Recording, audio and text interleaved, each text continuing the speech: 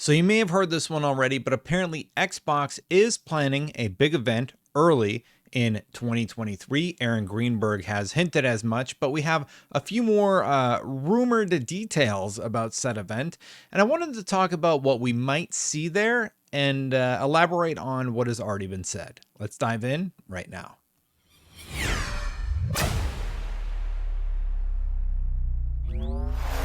So if you missed it, Aaron Greenberg has already talked about how Xbox is going to do something big in 2023. We talked about it in a previous video where I actually criticized Xbox for not having a lot going on, but there's a lot of rumors going around right now that Xbox has a showcase plan for early 2023, and that window is either late January or early February.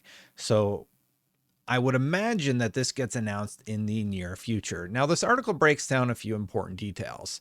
They talk about how games coming include Redfall, Starfield, Forza Motorsport, and Minecraft Legends confirmed for 2023, and third-party games like Wo Long Fallen Dynasty, very excited about that one, Ark 2, and Flintlock. But Jeff Grubb talked about this rumor, and if you're not aware of who Jeff Grubb is, he moved over to Giant Bomb recently, and he has been a pretty reliable source of information for upcoming Xbox news. I don't think he's really missed anything. He's kind of been pretty good about it, so that's why people talk when he has something to say. And what he has to say is that there's been a report of an Xbox game showcase in early 2023. I'm reading off of Game Rant's article right now. And Grubb said that he's also heard about the event himself, though he doesn't cite any sources or offer his certainty that the event will happen. He does say that others have hinted that an event is happening too, perhaps to support what he is saying. Basically, Jeff Grubb is saying on the podcast that there's an event coming around the corner and it's going to be Xbox focused. Now, let's go over what Grubb says, and then I'm going to talk about the games that we know about.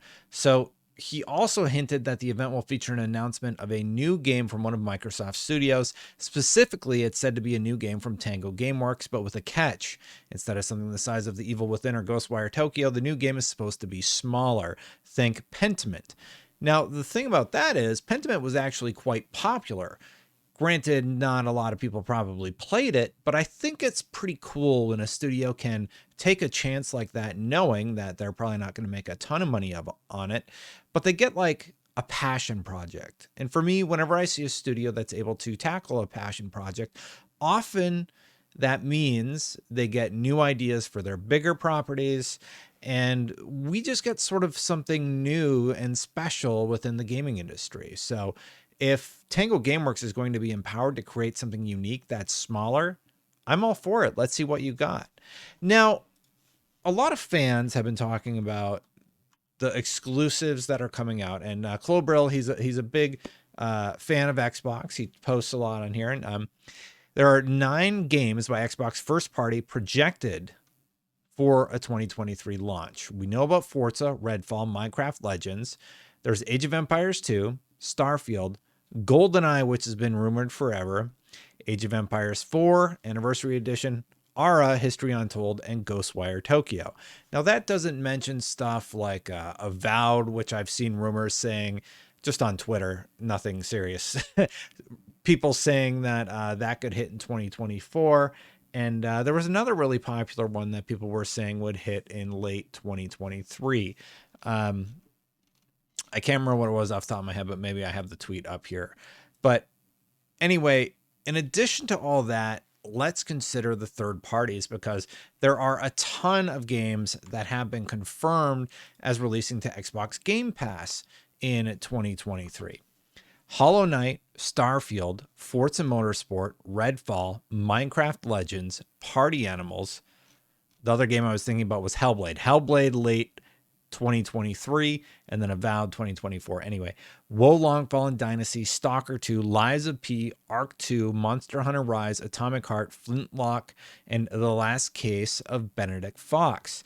And that was via the official Xbox Instagram. So those are largely confirmed games. And on those games, there's some really, really strong titles. Obviously, the exclusives will just keep on the forefront of our mind: Starfield, Forza, and Redfall. Minecraft Legends, I also think will do very well. But the ones I'm very excited about are Wolong, Stalker 2, Lies of P, and Atomic Heart. So like 5 third parties that we're going to have access to on Game Pass. Very, very exciting stuff. So when you start thinking about all of the cool games that they have lined up for Game Pass, this rumor of an exclusive announcement from the Ghostwire Tokyo studio, Tango Gameworks, revealing something interesting, all the exclusives that we know about, we haven't seen anything from Forza, and it's just such an easy one to throw a little razzle dazzle in there and show off a bit. But there's also Game Pass just generally. And yes, we went over the third-party games that could hit the service, but there was a survey not that long ago, and there's some interesting questions on that survey that could be part of the conference. But before I read those, well, I have you, 50% of you are not subscribed. So if you hit that subscribe button, hit that bell right now, I would hit my goal of hitting 100,000 subscribers. So I know half the people watching aren't subscribed. Thank you so much for watching, first of all. But if you would consider subscribing, it would help me hit that goal, and I would be very appreciative. Thank you. Anyway, continuing on the survey, basically, there's some interesting questions about the tiers of Game Pass, how Game Pass could work in the future. And here's the Xbox survey and interest. Basically, they want to charge $2.99 per month for Xbox Game Pass on console or PC, with ads. This would include access to first-party titles 6 months after they release and Xbox Live Gold. It wouldn't include EA Play, no discounts on games, no cloud support, and no access to 100 plus games. And yeah, you can go engage with the survey if you wanted. Generally speaking, how I feel about a tiered Game Pass is that it would be great. Anything that allows more people access to games or just gaming in general for a lower cost, that sounds great to me. And if you choose to go at that lower cost with the ads being on the video, or not on the video, on the service, then sure, why not? I mean, that's sort of your choice as a consumer, right? And then if you want to stick with the regular subscription price that you have, you can continue to just enjoy the service as it is. I don't see any detriment to having a tiered system. I think it will allow Microsoft to fluff up their numbers a little bit if they have a bit of a tiered system. But yeah, it is what it is. Look, if they do have this made up rumored thing early January, late January, early February, a few things. First of all, I hope they announce it in the next few weeks, like potentially after the initial setup for the FTC call that's happening in a week or so, and then they announce it. And there's one game that I've seen trending, and we literally know nothing about it. I think we've heard rumors that people think it looks good, and they've heard positive things, but that game is Avowed. Yes, we know about Hellblade 2 and how phenomenal that looks, but we don't really know what Avowed is going to be. We've gotten that one teaser image where the guy goes like this, and then there's a dragon coming out of the cave.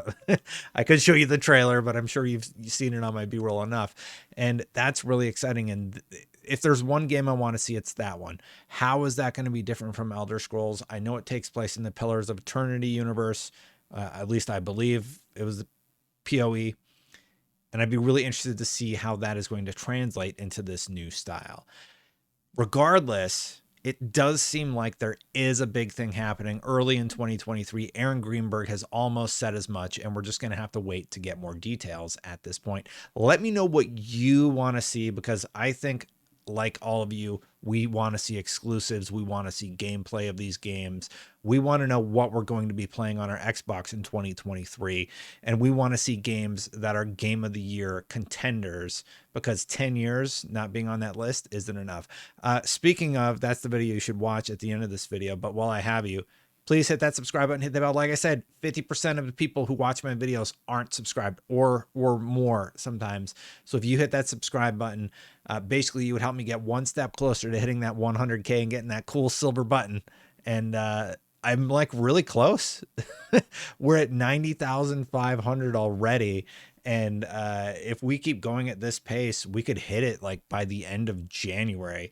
So that's nuts. Thank you for watching. Thank you to the members for supporting me for so long. I think I need to update the list again. I think we got some new members, but thank you to all of the members who support the channel right here. If you want to become a member, right down there. I post all these videos with no ads if you don't like the ads. And if you want to see one video, here is the one that I mentioned just a little bit ago. And you can hit that subscribe button over there. I'm going to get out of here, and I'll see you for the next one soon. Bye for now, everybody.